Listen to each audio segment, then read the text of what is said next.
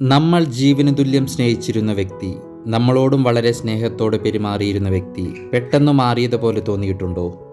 നമ്മളോടുള്ള അവരുടെ പെരുമാറ്റത്തിൽ വ്യത്യാസങ്ങൾ വരുന്നതും നമ്മളോടുള്ള മെസ്സേജുകളുടെ സ്വഭാവം മാറുന്നതും പലരും ഈ ചെറിയ ലക്ഷണങ്ങൾ ആദ്യം അവഗണിക്കും.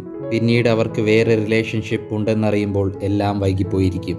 അപ്പോൾ നമ്മൾ ചിന്തിക്കാറുണ്ട്, ഇത് നേരത്തെ മനസ്സിലാക്കിയിരുന്നുവെങ്കിൽ എന്ന്. ഇന്ന് ഈ വീഡിയോയിലൂടെ പറയുന്ന ലക്ഷണങ്ങൾ നിങ്ങളുടെ പങ്കാളിയിൽ കാണുന്നുണ്ടെങ്കിൽ അവർ നിങ്ങളെ 100% ചതിക്കുമെന്ന് പറയാൻ സാധിക്കില്ല. പക്ഷേ പല ചതികളുടെയും മുമ്പ് മനുഷ്യരിൽ കാണപ്പെടുന്ന പെരുമാറ്റങ്ങളിലെ മാറ്റങ്ങളാണ് ഇവിടെ പറയുന്നത്. എന്നാൽ ചിലപ്പോൾ ജോലിയിലെ സമ്മർദ്ദം, കുടുംബ പ്രശ്നങ്ങൾ, മാനസിക സമ്മർദ്ദം കൊണ്ടും ഇതുപോലുള്ള മാറ്റങ്ങൾ ഒരു വ്യക്തിയിൽ കാണാം. പക്ഷേ ഈ വീഡിയോയിൽ പറയുന്ന എല്ലാ ലക്ഷണങ്ങളും ഉണ്ടെങ്കിൽ അത് അവഗണിക്കാതെ അവരോട് തുറന്ന് സംസാരിക്കുകയും അവരെ മനസ്സിലാക്കുകയും ചെയ്യേണ്ട സമയമായിരിക്കും. തുടക്കത്തിലെ കാര്യങ്ങൾ മനസ്സിലാക്കിയാൽ പല ബന്ധങ്ങളും തകരാതെ നിലനിർത്താം. ഇന്ന് ഈ വീഡിയോയിലൂടെ പറയാൻ പോകുന്ന കാര്യങ്ങൾ വെറും അഭിപ്രായങ്ങളല്ല.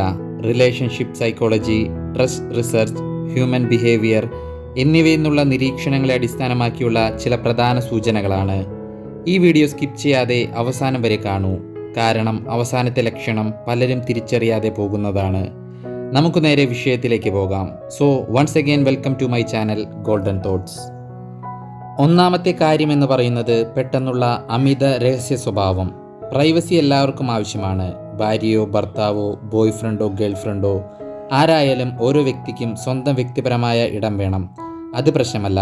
പക്ഷേ ഒരു ദിവസം പെട്ടെന്ന് അവരിൽ മാറ്റങ്ങൾ വന്നാൽ, മുൻപ് മൊബൈൽ ഫോൺ ടേബിളിൽ വെച്ചിരുന്ന ആൾ ഇപ്പോൾ എപ്പോഴും കയ്യിൽ കൊണ്ടു നടക്കുന്നു. നോട്ടിഫിക്കേഷൻ വന്നാൽ ഉടനെ ഡിലീറ്റ് ആക്കുന്നു. ഫോൺ സ്ക്രീൻ ലോക്ക് മാറ്റുന്നു. നിങ്ങളിൽ നിന്നും ഫോണിൽ സംസാരിക്കുന്ന സമയത്ത് അകലം പാലിക്കുന്നു. ഇതെല്ലാം പല കാരണങ്ങൾ കൊണ്ടുമാകാം. ഓഫീസ് കോൾ ആയതുകൊണ്ടോ ചിലപ്പോൾ വ്യക്തിപരമായ മാനസിക പ്രശ്നങ്ങൾ കൊണ്ടും ആളുകൾ പ്രൈവസി കൂട്ടും. അപ്പോൾ എന്താണ് നമ്മൾ ശ്രദ്ധിക്കേണ്ടത്? മാറ്റത്തിൻ്റെ കാരണം. മുമ്പ് തുറന്ന് സംസാരിച്ചിരുന്ന ആൾ ഇപ്പോൾ എല്ലാ കാര്യത്തിലും രഹസ്യ സ്വഭാവം കാണിക്കുന്നു. കാരണം ചോദിച്ചാൽ പെട്ടെന്ന് ദേഷ്യപ്പെടുന്നു. ഒന്നിനും വ്യക്തമായ ഉത്തരമില്ല. എന്തോ ഒളിപ്പിക്കാൻ ശ്രമിക്കുന്നത് പോലെ. ഇതാണ് ശ്രദ്ധിക്കേണ്ട ഭാഗം. റിലേഷൻഷിപ്പ് സൈക്കോളജി പറയുന്നത് പെട്ടെന്നുള്ള അമിത രഹസ്യ സ്വഭാവം അവർക്ക് വേറൊരു പ്രണയബന്ധത്തിന് സാധ്യതയെ ചൂണ്ടിക്കാണിക്കുന്നു. പക്ഷേ ഒരു കാര്യം ഓർക്കുക, ഈ ഒരു ലക്ഷണം മാത്രം നോക്കി ഒരിക്കലും ഒരാളെ കുറ്റപ്പെടുത്തരുത്. കാരണം അടുത്ത ലക്ഷണം ഇതിലും അപകടമാണ്. അത് തുടങ്ങുമ്പോൾ റിലേഷൻഷിപ്പിൻ്റെ അടിത്തറ തന്നെ പതുക്കെ ഇളകാൻ തുടങ്ങുന്നു. രണ്ടാമത്തെ ലക്ഷണം എന്ന് പറയുന്നത് കള്ളം പറയുന്നതാണ് ബന്ധങ്ങളിലെ വിശ്വാസത്തെ തകർക്കുന്നത്. അതിനൊരു വലിയ കള്ളം വേണമെന്നില്ല. പലപ്പോഴും അത് തുടങ്ങുന്നത് വളരെ ചെറിയ കള്ളങ്ങളിൽ നിന്നാണ്. ഒരു ചെറിയ ഉദാഹരണം പറയാം. ഒരു ദിവസം നിങ്ങൾ സ്നേഹിക്കുന്ന വ്യക്തിയോട് ഇപ്പോൾ എവിടെയാണെന്ന് ചോദിക്കുന്നു. അവർ അപ്പോൾ ഓഫീസിലാണ്, വർക്കിലാണെന്നൊക്കെ പറയുന്നു.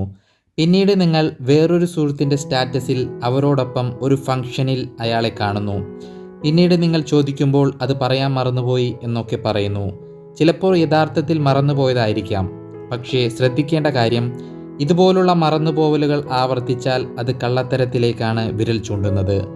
മനഃശാസ്ത്രത്തിൽ ഒരു കാര്യമുണ്ട്. ഇതുപോലെ ചെറിയ കള്ളങ്ങൾ പറയുന്നവർ അതിനെ ന്യായീകരിക്കാനും അത് പറഞ്ഞ് നിങ്ങളോട് വഴക്കിടുകയും ചെയ്യും. ഇതുപോലുള്ള കള്ളങ്ങൾ ചതിയെന്നല്ല, പക്ഷേ ചതിക്കുന്ന പല കേസുകളിലും അതിനു മുമ്പ് ചെറിയ കള്ളങ്ങൾ വർദ്ധിച്ചിരുന്നതായി റിലേഷൻഷിപ്പ് സൈക്കോളജിയിൽ പറയുന്നുണ്ട്. മൂന്നാമത്തെ ലക്ഷണം ഇതിലും അപകടമാണ്. കാരണം അത് വാക്കുകളിലല്ല, വികാരങ്ങളിലാണ് കാണാൻ സാധിക്കുക. നമ്മൾ പ്രണയിക്കുന്ന വ്യക്തിയുടെ മനസ്സ് പതിയെ നമ്മളിൽ നിന്ന് അകലും. ചിലപ്പോൾ അവരിൽ ഈ പറയുന്ന മാറ്റങ്ങൾ കാണാൻ സാധിക്കും. മുമ്പ് നമ്മളോട് തുറന്ന് സംസാരിച്ചിരുന്ന ആൾ ഇപ്പോൾ സംസാരം കുറയ്ക്കും. വികാരപരമായി അകന്നു തുടങ്ങും. നിങ്ങൾ അങ്ങോട്ട് സംസാരിച്ചാലും ക്ഷീണമാണ്, പിന്നീട് സംസാരിക്കാം എന്ന മറുപടിയായിരിക്കും. ഈ അകൽച്ച ചിലപ്പോൾ ജോലി സമ്മർദ്ദമോ ഡിപ്രഷനോ കൊണ്ടോ വരാം. പക്ഷേ നമ്മളെ വിട്ട് മറ്റൊരു ബന്ധത്തിലേക്ക് പോകുന്നവരിലും ഈ മാനസികമായ അകൽച്ച കാണിക്കുന്നുണ്ട്. നാലാമത്തെ ലക്ഷണം എന്ന് പറയുന്നത് നിങ്ങളുടെ ഇടയിൽ മൂന്നാമതൊരു വ്യക്തിക്ക് സ്ഥാനം ലഭിക്കുമ്പോൾ. നിങ്ങളുടെ പാർട്ട്ണർ എല്ലാ ദിവസവും മറ്റൊരാളെക്കുറിച്ച് പറയാൻ തുടങ്ങുമ്പോൾ. നിങ്ങളോട് സംസാരിക്കുന്ന സമയത്തേക്കാൾ അയാളുമായി സംസാരിക്കുന്നുണ്ടോ? ആ വ്യക്തിയുമായി കൂടുതൽ സമയം ചിലവഴിക്കുന്നുണ്ടോ? ഇതാണ് ശ്രദ്ധിക്കേണ്ടത്. ചില റിലേഷൻഷിപ്പ് വിദഗ്ധർ പറയുന്നത് വികാരങ്ങൾ മറ്റൊരാളുമായി ഷെയർ ചെയ്യുന്നതിലൂടെയും നിങ്ങളോട് പറയേണ്ട സന്തോഷങ്ങളും സങ്കടങ്ങളും മറ്റൊരാളോട് പറയാൻ തുടങ്ങുമ്പോൾ ആ ബന്ധം പതിയെ മാറാൻ സാധ്യതയുണ്ട്. ഇത് അയാളുമായുള്ള നല്ല സൗഹൃദം കൊണ്ട് സംഭവിക്കാം. പക്ഷേ നിങ്ങളുടെ സ്ഥാനം മറ്റൊരാൾ പതിയെ ഏറ്റെടുക്കുന്നുണ്ടോ എന്ന് ശ്രദ്ധിക്കണം. അതാണ് ഏറ്റവും പ്രധാനപ്പെട്ടത്. അഞ്ചാമതായി പറയാൻ പോകുന്ന ലക്ഷണമാണ് ഏറ്റവും കൂടുതലായി സ്നേഹിക്കുന്നവരിൽ നിന്നും അകന്നു പോകുന്നവർ കാണിക്കുന്ന ലക്ഷണം. നിങ്ങളോട് വളരെ സ്നേഹത്തോടെ പെരുമാറിയിരുന്ന ആൾ പെട്ടെന്നൊരു ദിവസം മുതൽ എപ്പോഴും ദേഷ്യപ്പെടുന്നത്, സാധാരണ ചോദ്യത്തിനും അമിതമായ ദേഷ്യം കാണിക്കുന്നത്, പല കാര്യങ്ങളും നിങ്ങളുമായി വഴക്കാക്കി മാറ്റാൻ ശ്രമിക്കുന്നത്, ഇതൊരു ശക്തമായ അകൽച്ചയുടെ സൂചനയാണ്. ഈ വീഡിയോയുടെ അവസാനം ഞാൻ ഒരു കാര്യം മാത്രം പറയാൻ ആഗ്രഹിക്കുന്നു. ഇനി പറഞ്ഞ 5 ലക്ഷണങ്ങളിൽ ചിലത് നിങ്ങളുടെ ജീവിതത്തിലും ഉണ്ടായേക്കാം. പക്ഷേ ഈ വീഡിയോ കണ്ട ഉടനെ നിങ്ങളുടെ പാർട്ട്ണറെ കുറ്റപ്പെടുത്തരുത്. കാരണം ഒരാളെ സംശയിക്കുന്നതിന് മുമ്പ് അവരോട് സംസാരിക്കൂ, വിധിക്കുന്നതിന് മുമ്പ് അവരെ കേൾക്കൂ, അവരുടെ മനസ്സ് മനസ്സിലാക്കാൻ ശ്രമിക്കൂ.